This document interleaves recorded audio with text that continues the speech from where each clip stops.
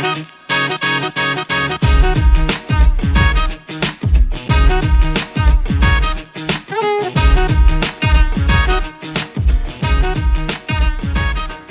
right, Jeremiah Ramsey here with me today. Jeremiah is running for the county council. So, Jeremiah, tell me about yourself. I'm a dual citizen of the U.S. and Germany. I was born in Germany to an American father and a German mother. And we lived in Kirkland, Washington for a few years for my dad's work. And then we moved to Japan and lived there for 10 years. And then we've been here for almost 10 years. Okay. So you've traveled the world a bit. Traveled around a bit, yeah. Okay. So Bellingham is important to you. Yes. You love Bellingham. Yes. Yeah. Tell me a little bit about why you decided to run. Well, I'll preface it with saying that of all the places I've been to 35, give or take, countries, and I'd say the Pacific Northwest is by far the most beautiful place I've ever lived, for sure, is one of the most beautiful places I've ever been. And I'm running because I want to be a part of preserving and enhancing the beauties we have here, the natural beauties, as well as the agriculture, the tech, the tech industries we have here, and just the quality of life. Yeah, so you want to be part of the future of what Whatcom County can bring. Yeah. So I have to ask you. So my daughter, she really wants to go to Japan. She's 13. It's more beautiful than Japan, you think? Or just different? It's different. Yeah. Japan, you have the very crowded cities, which are cool in their own way. Tokyo's you could call it an engineer city. I wouldn't say the skyline is as beautiful as, say, New York or Hong Kong. But there's some pretty cool places in the city of New York, of Tokyo as well. But the countryside and the gardens of Japan are something amazing as well. Yeah. They say that Japan is the only countries where monkeys play in snow. I don't know if it's true, but you have snow and wild monkeys in Japan. That's funny. Okay, well, let's dive right into some local news topics. So we've got here, it says, looming battle in Northwest Washington. Farmers brace for water right lawsuit that ecology is preparing. So tell me a little bit about what you know and what you think on this topic. So Washington State is a prior appropriation state, which there are different types of water law in the United States, and one is prior appropriation, which is different from riparian water rights. Riparian water rights is if two people have a water right, then if the water levels go down, both of their rights go down, and they each get less water. Whereas with prior appropriation, that law was used for the western states or territories as the country moved west, where water was less available. And first in time, first in right is the mantra, so to speak, for the prior appropriation system. Someone who first gets there has the senior water right. Someone who gets there later has a junior water right. It makes sense in arid areas, for sure. Western Washington, we have lots of rain, lots of water. Even though that's the case, though, there are disputes over water, and the Nooksack River has a water right, an in-stream flow rule. The Lummi tribes, the tribes have senior water rights. The city of Bellingham has a huge water right, and so there are conflicts that have come up in regards to the fish, the tribes, the agriculture, new domestic wells for houses, and we've been trying to settle. There have been attempts to come to a settlement without going to court, without an adjudication process. And it hasn't been fruitful so far. So Ecology is proposing an adjudication process, which Yakima has gone through. There have been multiple adjudications throughout the last 100 years in the state. Okay, so the tribes would like to go this direction? Yeah, so I guess it would be a long, lengthy process, but do you feel that it's the process the direction we need to go at this point? My opinion is that we need to go the direction that'll get us to the speediest settlement, and if adjudication is the way to go to get there, then we need to go there. It seems to me there are people on both sides of the issue. Some think adjudication is the only way to get a fair result, whereas others think it's just a huge waste of money. Right. And I haven't gotten into the details of the the process weeds of it. enough, right? Yeah, Into the yeah. weeds to know what's best. I know there are smart people on both sides of the Right, issue. right. Okay. So, I guess with this, though, the tribes, they want to preserve salmon, right?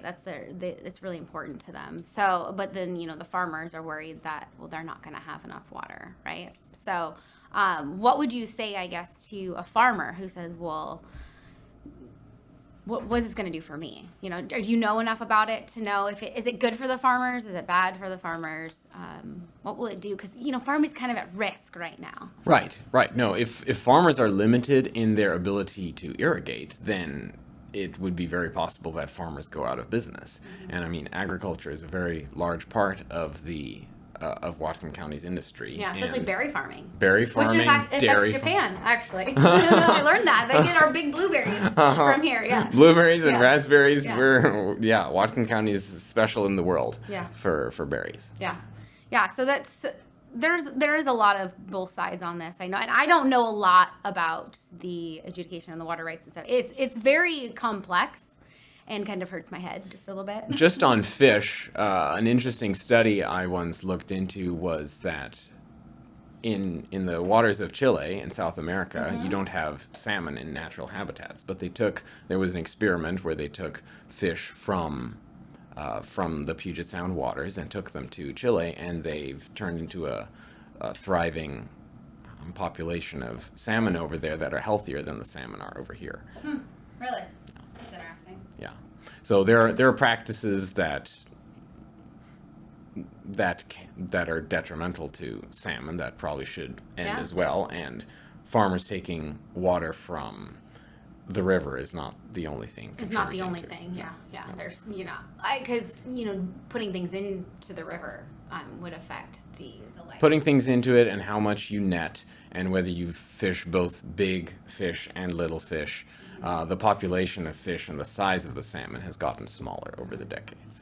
Yeah, and I heard there's a farmer that I know, and he said that they're testing the water and finding that there's more feces in the water, and they're saying it's coming from the homeless who are using the river.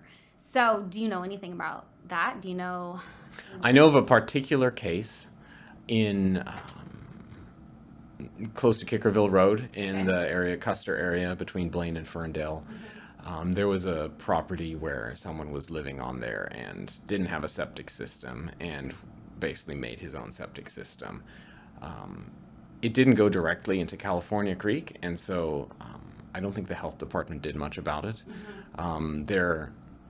Sometimes there seems to be a lack of proper focus on what the health department is paying attention to and what it isn't. But because it didn't have raw sewage going directly into the creek, so I think it wasn't enough of an issue to do anything about it. Okay. So, I was just kind of talking about homeless. Maybe we can segue into that a little bit. Because with Bellingham, there is a problem, and it seems to have settled down a little bit right now. But we'll just, we can talk about kind of over this last winter, with the homeless stuff. There's a problem there because we've got to take care of the homeless and find out, the root of that problem. But then we've also seen groups come in and use the homeless as pawns.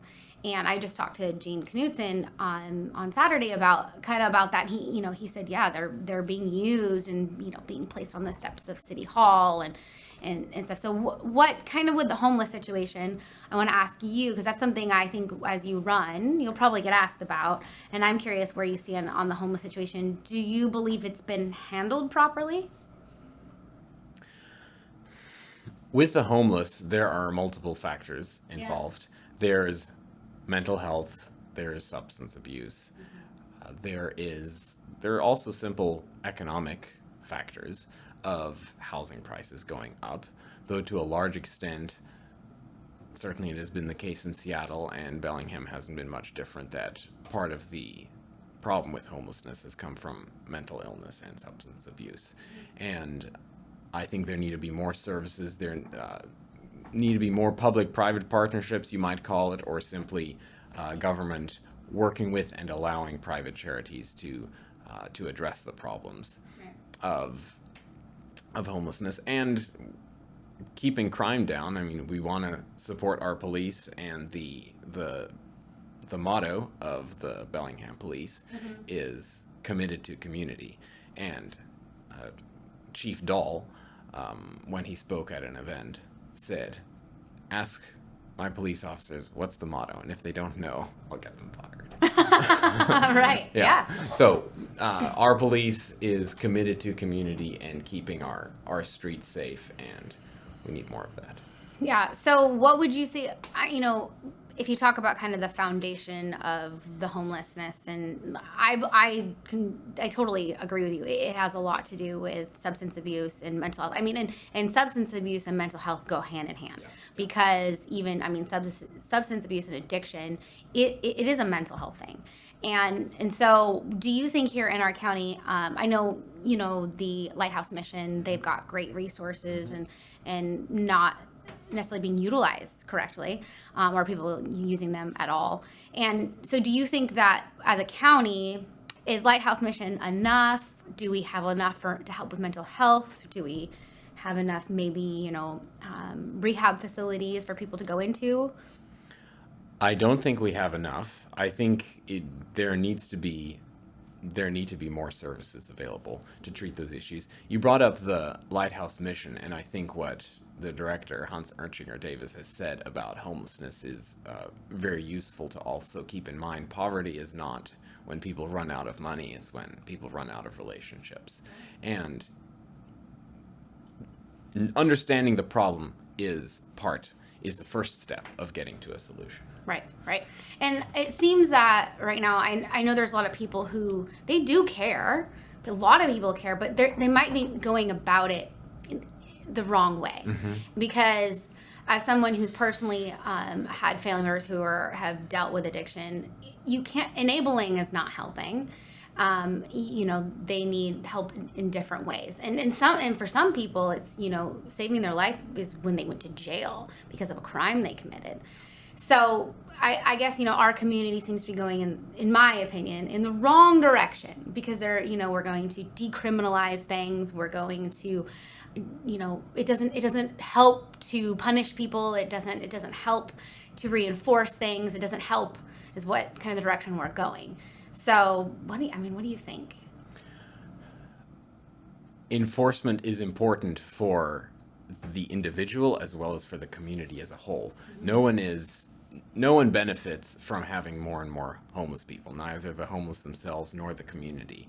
And sometimes to improve something, it takes hard work and difficult decisions, and perhaps decisions that aren't even politically correct, such as maybe jail is the best way to correct an issue. Correctional facilities are called that for a reason. It's to help correct a part of society that has gone awry. Right. Because, people should go in jail as a punishment, but also should help you get back on the right path. Right. If we think about our kids and how we turn them from children into adults, really sometimes adults need the same thing applied to, you want to love and care for them, but at the same time there has to be correction for what you're doing. Otherwise you'll never learn from your mistakes. Exactly. And if someone has a mental illness, then they need not only that, but to be helped with their mental illness as well, and to have continued help sometimes and support. So I don't know that our county has given that support, or if it is available, then where is it? How come people don't know about it? Right. No, it's wonderful to see, though, the success stories of the Lighthouse Mission and other similar organizations where you see people that have gone through their program and say, I am thankful that I was put through this rigorous program that was not fun at the time, that has got me to where I am now, where they're back on their feet. Right. Yeah. We interviewed Hans, and it's amazing some of the stuff that they're doing there, and what is available, and the things that he hopes to do in the future.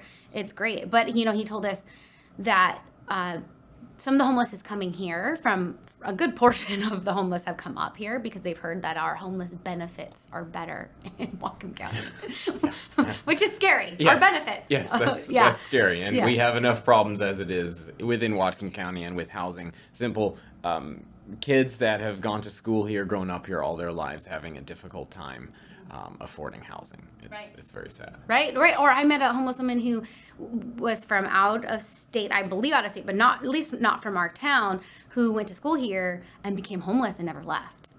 And so, I think the affordable housing issue is an issue. So, maybe we can segue into that. What do you think about affordable housing and as a real estate agent? Yes. What are some of your ideas? So housing is my field, and as I mentioned, there are a number of factors involved. It's economic, it's supply lines with the lumber prices having gone up drastically over the last 12 months. Thankfully, they've started leveling out. But there's also constrictions on development that make it more difficult, and simply mismanagement of time and resources that make the development process slower. Of course, if you want to buy a house, you can buy a house that's 50 years old. You can buy a house that's 100 years old. But as more people are born here and as more people move here, we need a larger housing supply. We can't just rearrange who owns houses. We need new houses. We need new construction. And having multifamily is great for tenants, for starter homes, so to speak. Having condos are a great transitional level from being a tenant to being a homeowner. And then having single family homes also, both in the city and in the county. And on average, it can take 6 to 9 months. If you're out in the county and have a larger development project, it can be more than 12 months to get your building permit. And some of that is simply because there are a lot of things to take into consideration with wetlands, critical areas, building codes and fire code for fire truck turnarounds, and some of that's international code. That's not even something that's determined at the county level. And the planning department needs to be more streamlined so that you have that the planners that you speak with have the same answers for you, instead of hearing this from that person and something else from another planner. And so part of the solution, in my opinion, is to get a streamlined process through permitting, and that will help solve not only how many houses, but also how fast, and then jobs that come about, because there are contractors and subcontractors that will do the actual construction of the houses. And the more houses there are and the faster they come online, the more jobs there are for those people. Right. And with COVID has brought a whole new work from home scenario, right? So you've got a lot of people who are now transitioning to work from home who can live anywhere. And like you said, it's one of the most beautiful places to live. And people know because they're coming. I mean, there's a lot of people who have left, but they're coming faster than they're leaving, I believe. And so with people coming in and more people, people being born here, like you said, getting older, graduating, getting their own place, I think there's more people staying and more people coming than leaving. Yes. Yeah. So I mean, like I know a couple who own a restaurant here in Whatcom County, and they have a couple kids, and they said they had an apartment, and then somebody came in with cash and paid for 2 years, and it was just gone, even though they were supposed to take it. Yeah. And so I think we're going to see more and more of that as we see people come out of Seattle and California who have cash to pay for things. Yeah. And so now they're looking, she's like, can you find out if there's anywhere we can rent in Linden? And Linden is selling quick, renting quick. I mean, Ferndale's the same way. So I think we've got a problem coming pretty quick that's going to get really big, really fast.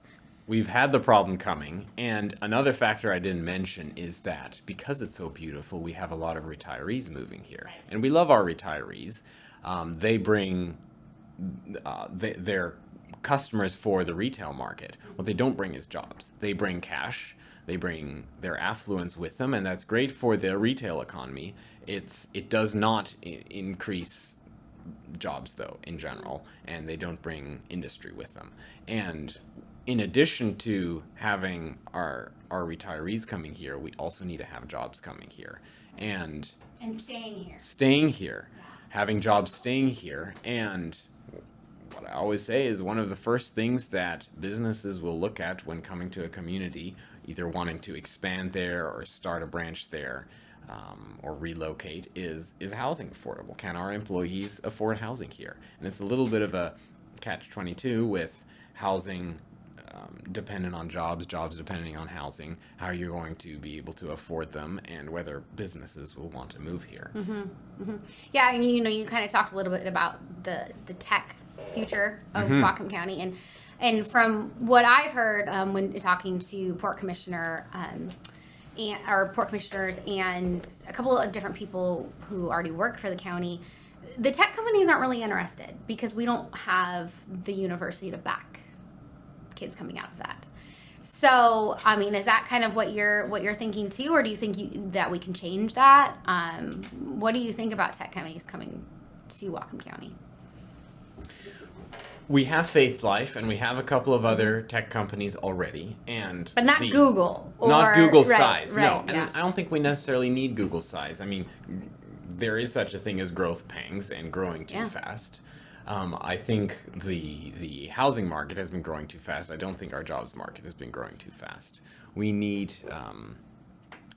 more jobs. The thing with tech companies is often they don't even have degrees. At least the founders of the tech companies don't even have degrees. It doesn't necessarily need to be tied to a university. But they shop for people coming out of university. Yeah. Right. Yeah. And the other thing is with Cherry Point, there are industries that are there currently, and fossil fuels aren't so popular among many people in Whatcom County, and no one wants to ram that down people's throats. If people don't want fossil fuels, let's get other industry there. Let's get green technology. Let's get different kinds of industry that will provide jobs and boost the economy here. Yeah. And you're not saying that we should get rid of Cherry Point, but you're saying if it has to go that way, we have to think about, well, what can we do to replace? Because I mean, with Alcoa leaving, that's a big hole. And then we have P66 and BP follow. I mean, I don't know the numbers exactly, but that's thousands of jobs. Thousands of jobs, and the highest paying jobs. And the last thing we want is having those leaving with nothing to replace them. If they're going to be replaced, so be it, but have it be with similar or better jobs, as opposed to getting rid of them before a solution has been found. Right. So if you're like, for instance, if we've got the county council as a whole turns to be like they don't want Cherry Point to continue down that, and I don't want to see that. I'm sure you don't. I mean, I don't know for sure what you're thinking, but if that's what they're trying to do, they need to.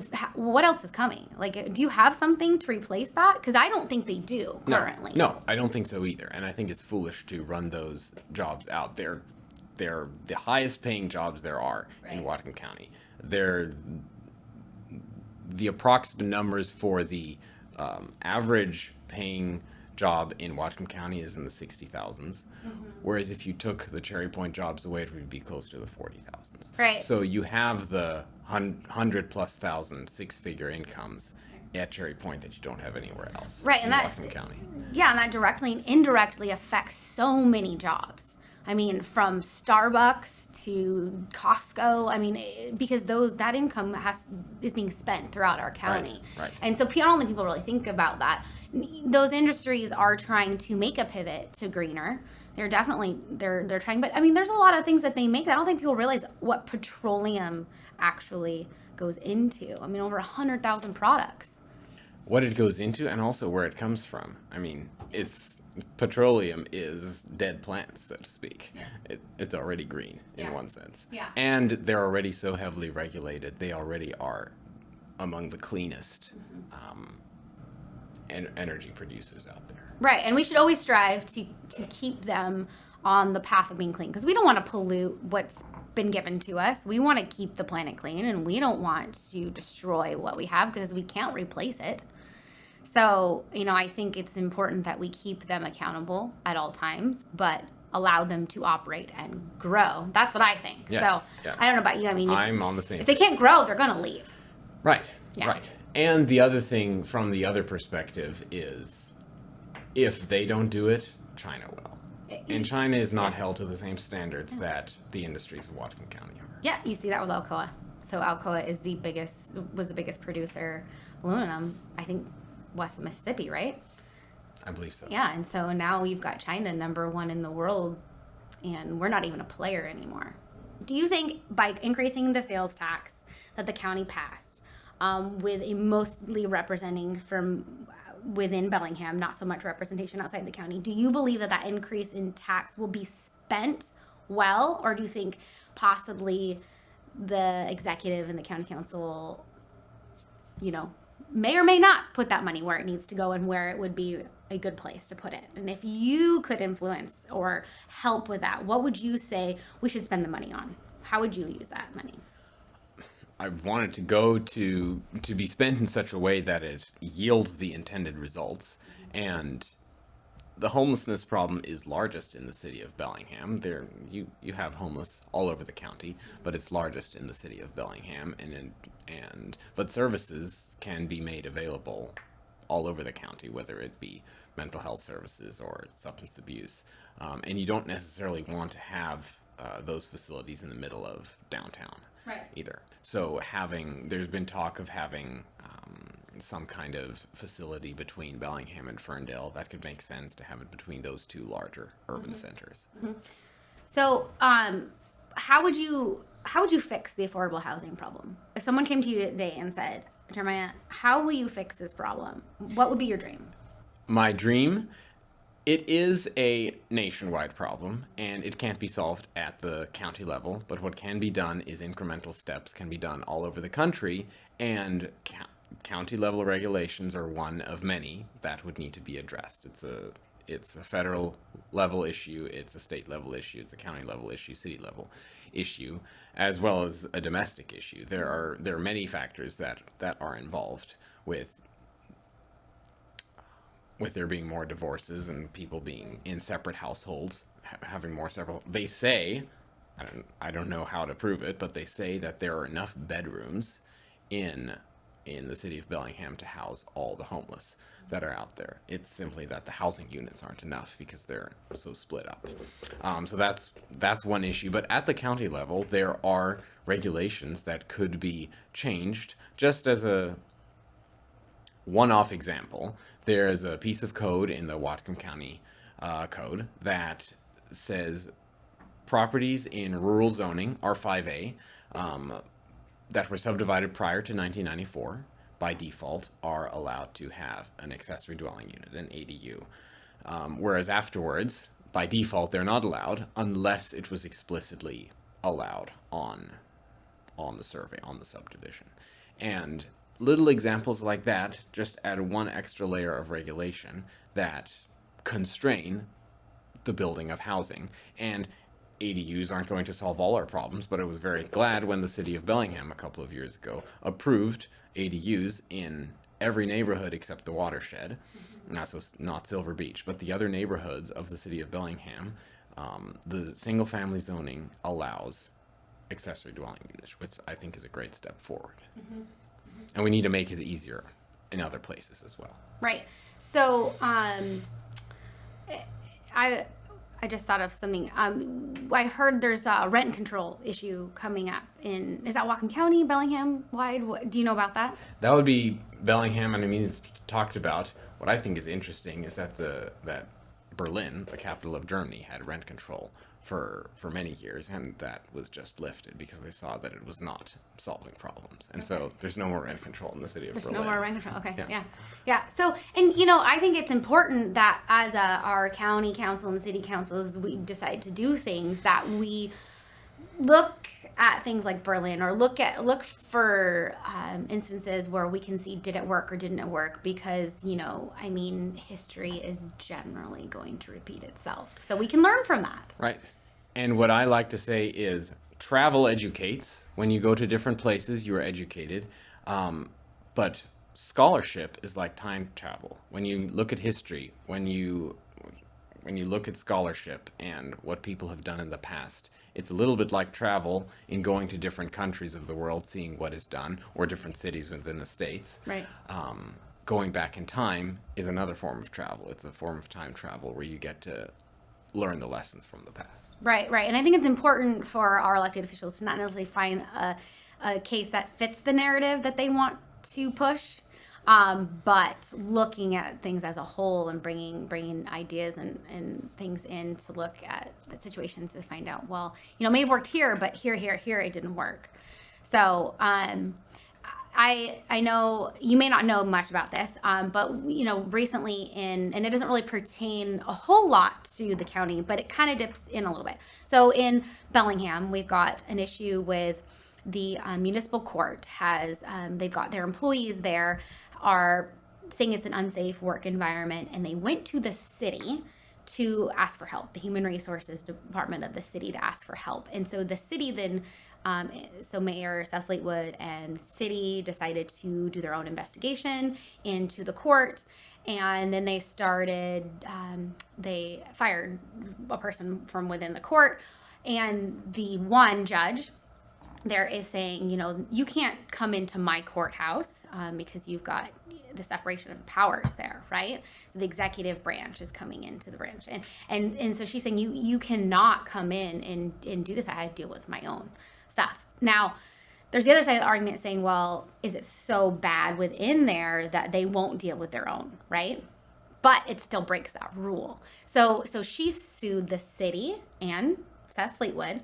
And then what happened is that case then went to Skagit, and Skagit sided with a judge. And so now they're kind of in this battle between, you know, who can do what, and this, you know, the city is saying, well, we've got the right to come in and do this, but then the courts are saying you don't. And so there's a big battle. It looks like it's going to go on for a bit. And the judge is saying, look, I didn't do this. I didn't allow this to happen, but they're saying she did. So it's a mess. And both sides aren't talking to each other anymore because there's now a legal case. Right. And so the city council, who created the municipal court, they have decided as a backup plan that they voted that they possibly will abolish. So I'm not really sure. So the vote came, it wasn't on the agenda. They just in the executive session decided they were going to vote on abolishing the court because she's gone from like 10 to 15 cases a week down to 3. But that might be because she's had people quit. Why she's had people quit, who knows if it's truly a toxic work environment, you know, and, you know, I don't know because I'm not within, and both sides of the story could be, you know, kind of upheld. But now that those cases, if it gets abolished, those cases go to the county court, who is already overloaded. So, you know, not with you not knowing a lot about this, but I just want to ask, do you think it's appropriate for them to then take it and put it on the county? And, you know, that means no more cases for the city. It all goes to the county. Or do you think that they need to wait and work it out? Well, as you said, it's in the middle of a legal process. Yeah. And again, there are smart people on both sides of the issue. But just as a general rule, the founders had the explicit purpose of having an executive branch, a legislative branch, and a judicial branch, and to have those balancing powers. And playing with those fundamentals and changing them around can lead to very bad results, can yield bad results. With having the court go from no longer being at the city level to the county level, sounds like it's just administratively would be a bad decision to overload a court that's already overloaded with a whole bunch of city cases. Right. And so I kind of, you know, as I was thinking about it, I was kind of thinking, okay, so we've got a jail that's full. We've got the Bellingham Police Department. You can't even go in there. It's chained up right now. So you can't even walk in there because of some of the stuff that's been going on down there. They've got everything closed up. And so now you've got a court that's about to close down. It seems like everything's kind of crumbling. Like it's not, we're going the wrong direction. So if we can overwhelm the county court, the jail's overwhelmed. They're saying, it's not safe in the jail for both the people who are in the jail and the sheriff's department.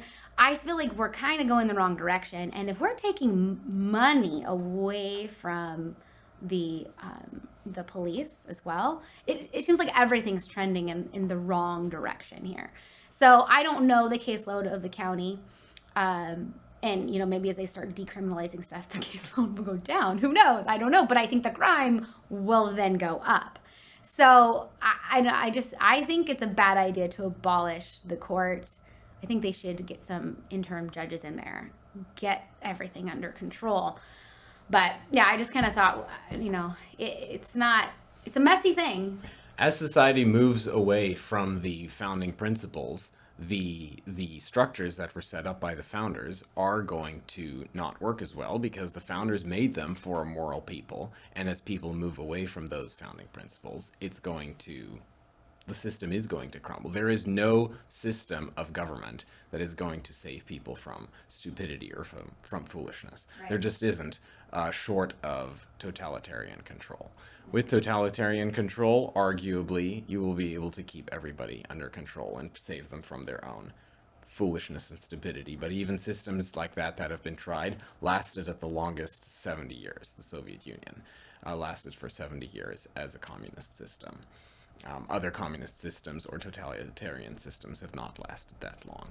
And we are a country of free people and of brave people, and that's what we need to get back to.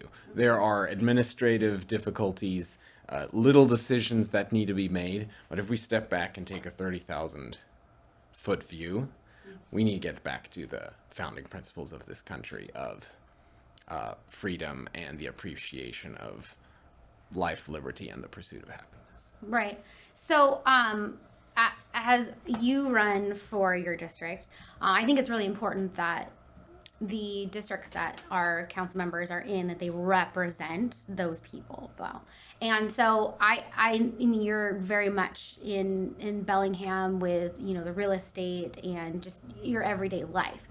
What do you think, what do you say to the people that you represent? Why do you represent them?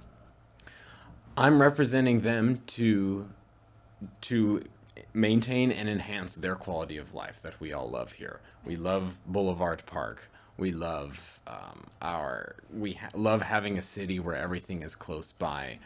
We have old charm from the late 19th century, early 20th century that we all want to preserve. And while we live in Bellingham, we all enjoy the ice cream from Edeline's and the berries from Mayberry and the farms that are in the unincorporated county. So I'm running from the Bellingham district for a countywide office, and the people of Bellingham in that district care about everything that's happening in the unincorporated county as well. And right. That's what I'm running to preserve and enhance. Right. So to work with the other parties as a whole to preserve the whole county. So with county council, is there one particular thing that you're looking for? So say you won and you're going in, and what is the one thing that you look forward to the most? Or is there one thing? One thing I look forward to most is to being a part of making housing more affordable. That is the trigger that has gotten me most involved in politics. I've been on the Government Affairs Committee for the Realtor Association, the local Realtor Association, almost from the beginning of my career in real estate. And I have a passion because I see first-time home buyers that struggle being able to buy homes. And when you have 30 offers on one house, one wins and 29 lose. Right. And I'm there for those 29 right. that want to afford a house in this beautiful county. Yeah, awesome.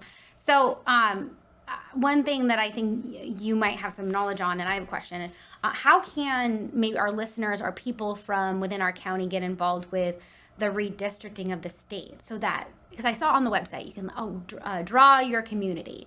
What are some ways that people can get involved? Because people probably don't realize the things that they can do to be involved, but it's very important to be involved in these things. So can you kind of give just a snippet of what people can do? Redistricting? Well, there are various redistricting committees across the state, and some are to address districts at the state level, such as legislative districts, and others are at the county level to draw lines appropriately in line with the new census, the 2020 census, for the county council districts. And the people can be involved by sitting in on those communities. Everything is a matter of public record. It's subject to the Public Disclosure Act, and everything.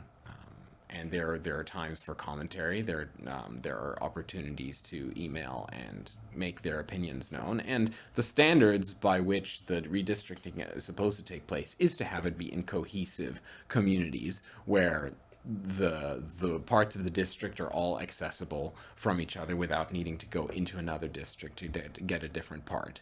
And they're supposed to kind of be a voting block area, like people that think similarly, that vote similarly on local issues. So like keeping urban, rural, Right. kind of keeping that, because that's important to people in Whatcom County. We do have kind of a drastic difference. Yes, absolutely. So for things like that, if people, the people of Linden want to keep it how it is, or people of Bellingham want to keep it how it is, or maybe change it a little bit, Right. they have a say and an ability to weigh in, correct? And the thing, yes, correct. And the thing about government is that it's a huge organization. Even though I was talking with Rudd Brown, the incumbent on the seat, and he's not running for re-election, but he was telling me about the business he's run in the past, and the budget of the county is about twice as much, but the complexity of the job is about 50 times as much because you have so many more people living in the county. Government is a very complex system because you have so many voices involved. It's not just based on the budget, it's based on all the people that are involved. And people in the county, unless they've lived in the city, don't know much about what goes on in a city or what it takes to run a city. And people in the city, unless they've studied it or live in the county, don't know much about how to run a county and what goes on in the county. And the role of government, Right. or one of the roles of government, is to be able to make sure there's freedom and liberty for all those people, and that services are available for people in the county as well as in the city. Right. So, you said you spoke to Rudd Brown. Is there anything that you took away from your conversation with him that maybe you didn't know already? One thing he said, his biggest takeaway was that you can't get as much done as you want. And I was already gathering that there are multiple layers of regulation and of government that are involved in the housing issue and the homelessness issue, and some of them aren't even government issues. But we have the federal government, the state government, the county and city government. We have all those different layers of government to deal with, and then of course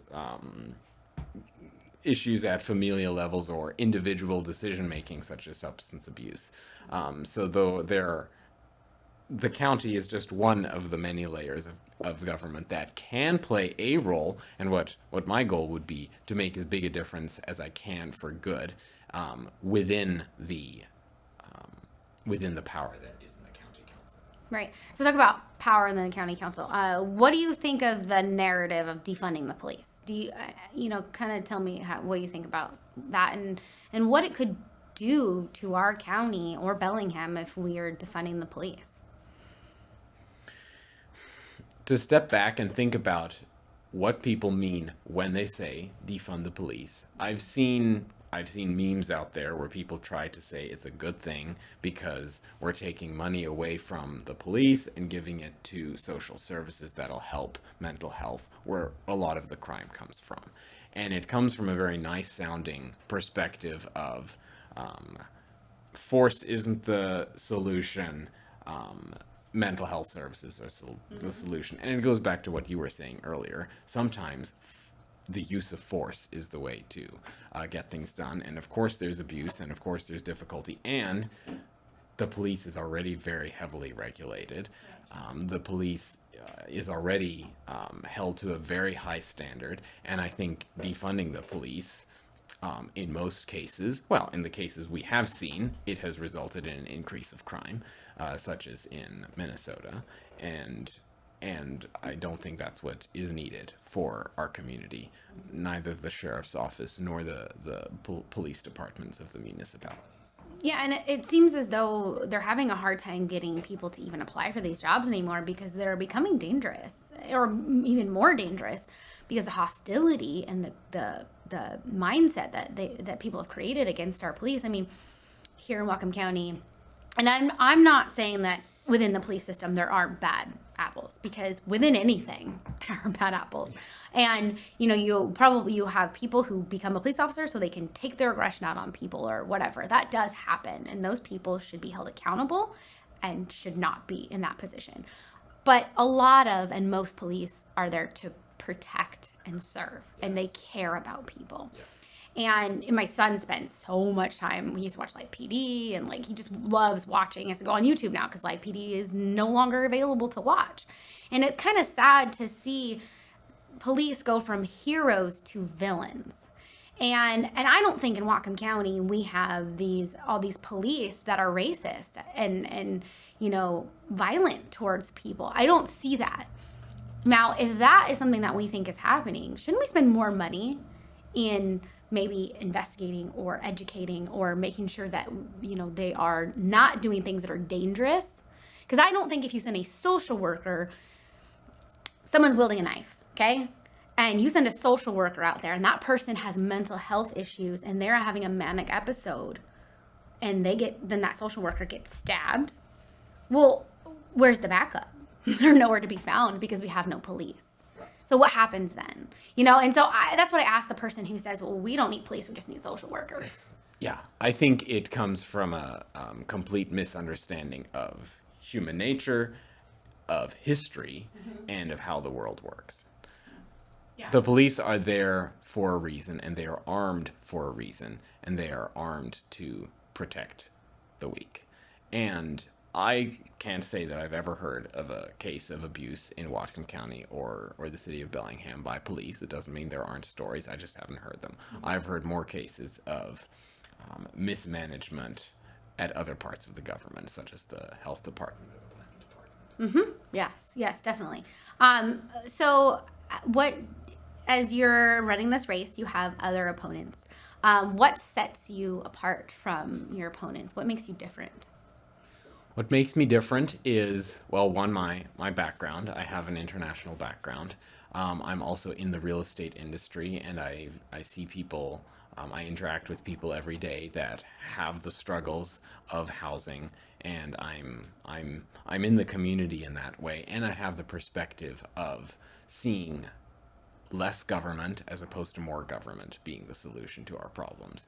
And that does not mean dismantling huge parts of our government. That means gradually moving our government in a direction where it allows for more freedom, more availability of services to help with the homelessness issue, with substance abuse, with mental illness, with developing homes. And that does not mean allowing people to build hobo shacks. It means allowing professionals to deal in their field, because professionals want to build houses professionally. And the intention, I think, very much of the county is often to allow for safer homes to be built and for safer houses to be built and to be built well. The layers of regulation, though, actually have the opposite effect of fewer homes being built and the professionals not being able to deal in their field that they know best. Okay, so I always encourage people, get to know who's running and who you're voting for. So how can people get to know you more? And if people have questions for you, what are you reachable by? Phone call, email? How do people get to know you? Yes, I'm on social media, both as a candidate and just as a person. I have Vote Jeremiah Ramsey, both on Instagram and Facebook. And then also I'm findable by my name just for my personal profiles. And then my website is vote.jeremiahramsey.com, where you can find out more about the campaign and subscribe to the newsletter. And my phone number and email are there as well. And I love hearing from people, hearing input, what is important to them, because I am there to represent the people and we may all be agreed on the problems. We're not all agreed on the solutions. And I am open to hearing hearing the opinions of the people as to what they see are the solutions to our problems. So you want to hear from your constituents, and you want to learn from them. Absolutely. Yeah. Okay. So anything else that you want to say? Any last comments or anything you'd like to convey to people? I love Whatcom County, and I've lived here for 10 years. I have come from different parts of the world, and what I want to bring to the table is my experience in the real estate industry, as well as simply living in the community and providing solutions for the lack of housing affordability, allowing for more homes to be built, and to help solve the problems of homelessness and bringing more jobs to the area. That's great. Sounds like a fix to so much stuff. So, okay, well, Jeremiah, thank you so much for coming on and sitting with me and talking. And maybe we'll have you back on as, things develop and you hopefully head off into a general. I wish you the best of luck. Thank you. Yeah, thank you.